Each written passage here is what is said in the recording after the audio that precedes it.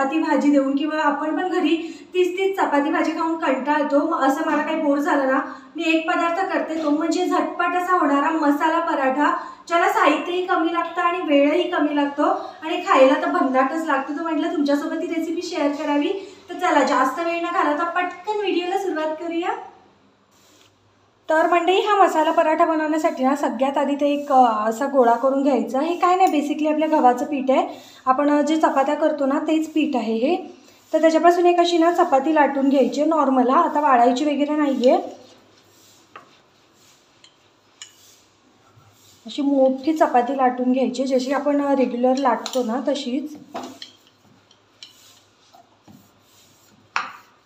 तर हे बघा, बघू शकता मस्त अशी मोठी चपाती लाटून घेतलेली आहे मी. तर आता त्याच्यावर ना इथे मी तेल टाकणार आहे. अगदी 1 चमचाभर तेल ॲड करायचं आहे आपल्याला आणि हाताने असं संपूर्ण ह्या चपातीला लावून घ्यायचं आहे.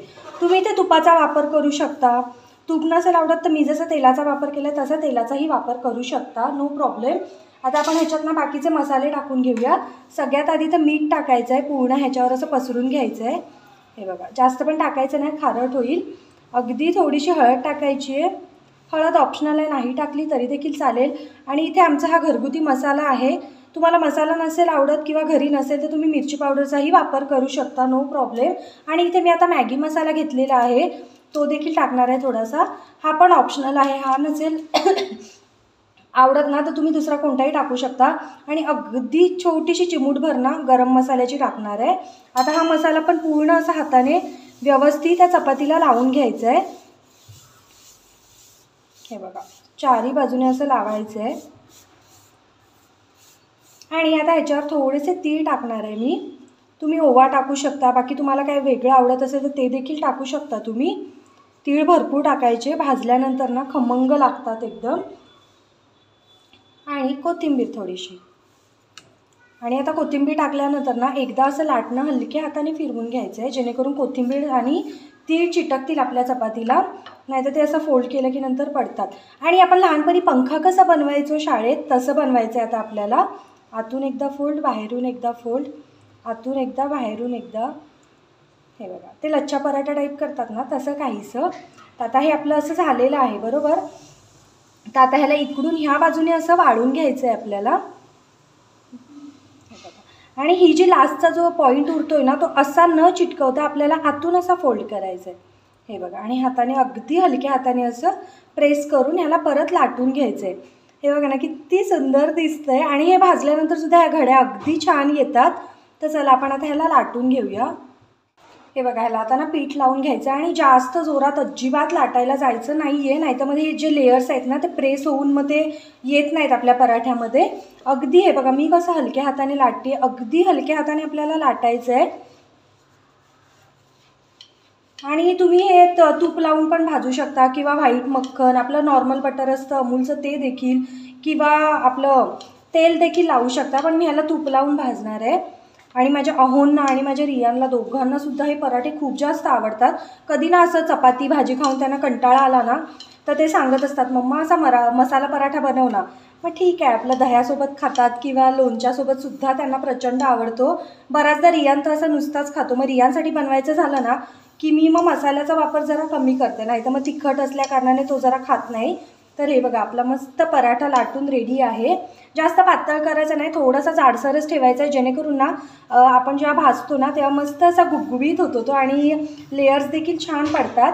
तर आपण आता तवा देखील तापलेला आहे, पराठा लाटून झालेला आहे, त्याला व्यवस्थित असं भाजून घेऊया.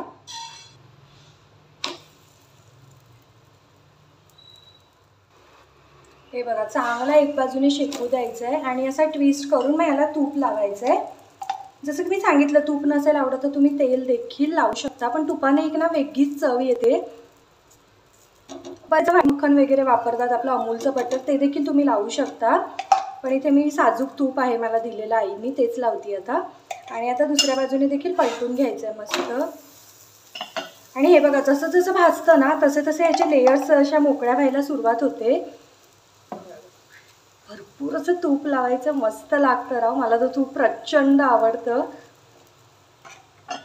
माझ्या अहोंना अजिबात तूप आवडत नाही, त्यांच्यासाठी तेलाचेच बनवावे लागतात मला. हे बघा, जसं मी सांगितलं ना, जसं जसं भाजत जातं ना तसं तसं ह्या लेयरना सुट्ट्या व्हायला लागतात आणि संपूर्ण भाजल्यावर तर अजूनच सुंदर दिसतं. तर आपण ह्याला छान असं भाजून घेऊया आणि सर्विंग प्लेटमध्ये काढून घेऊया. दिसतंय की नाही भन्नाट एकदम. तर मंडळी, अगदी कमी वेळात आणि कमी साहित्यात रेडी होणारा आपला मसाला पराठा तयार आहे. आणि बघू शकता इतका छान दिसतोय ना, लेयर्स पण किती मस्त आलेत बघा ना. मी तुम्हाला दाखवते, थांबा. तुम्ही दह्यासोबत खाऊ शकता. दह्यामध्ये ना थोडासा मसाला टाकायचा आणि खायचं, अप्रतिम लागतं. तर हे बघा, लेयर्स बघू शकता तुम्ही. थोडीशी पोळी जाडसर लाटली की लेयर्स येतात, नाही तर आपण जास्त असं दाबून दाबून लाटलं ना की लेयर्स येत नाहीत अजिबात. हे बघा, 1 2 3 आणि त्यातल्या त्यात वरती सुद्धा आलेत.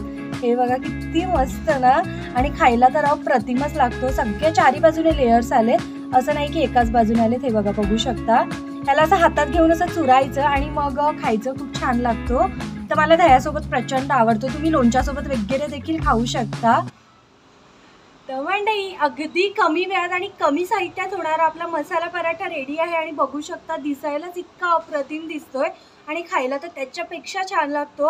हे बघा, माझं बाळ अगदी मांडीवर येऊन बसलं आणि मला म्हणतोय, मम्मा मी पण खातो ना, मला पण व्हिडिओत घे ना. ॲक्च्युली त्याला आता कळतं ना की व्हिडिओ वगैरे काढतीये वगैरे, तर तो येऊन आपल्या मांडीवर बसतो आणि व्हिडिओत कॅमेऱ्यात बघत बसतो. आणि मी टेस्ट करून तुम्हाला जसं सांगते ना, तसं त्याला पण उत्सुकता असते की मी पण टेस्ट करतो वगैरे. तर चला, आजचा पहिला घास त्यालाच भरूया, मग मी टेस्ट करते. मम्मा, कसं झालंय? छान झालंय. आवडलं तुला? ओके. तर आज तिखट बनवलं तरीसुद्धा तो खातोय. आणि खरंच, जर तुमची लहान मुलं शाळेत जात असतील किंवा हस्बंडचा टिफिन असेल तर नक्की असा पराठा बनवून द्या, आवडीने खातील. आणि दही द्यायला विसरू नका, दह्यासोबत प्रचंड छान लागतो. तर बघा, व्हिडिओ आवडला असेल तर लाईक शेअर करा, चॅनलला सबस्क्राईब करा. आणि नुसतं लाईक करू नका, घरी बनवा आणि कसा झालेला कमेंट करून मला कळवा. तर चला, भेटते नेक्स्ट व्हिडिओमध्ये. आता हा पराठा संपवते, मला पण खूप भूक लागली. बघते मी पण एक घास खाऊन कसा झालाय. तूप लावलं मी, अजून छान झालं. आणि त्यातल्या त्यात क्रिस्पी तीळ लागत आहेत दाताखाली. वाव, मस्त कॉम्बिनेशन आहे. नक्की बनवून बघा. आणि व्हिडिओ आवडला असेल तर लाईक शेअर करा, चॅनलला सबस्क्राईब करा. भेटत राहीन अशाच नवनवीन व्हिडिओसोबत. टिल देन बाय गाईज, खात राहा, मजेत राहा.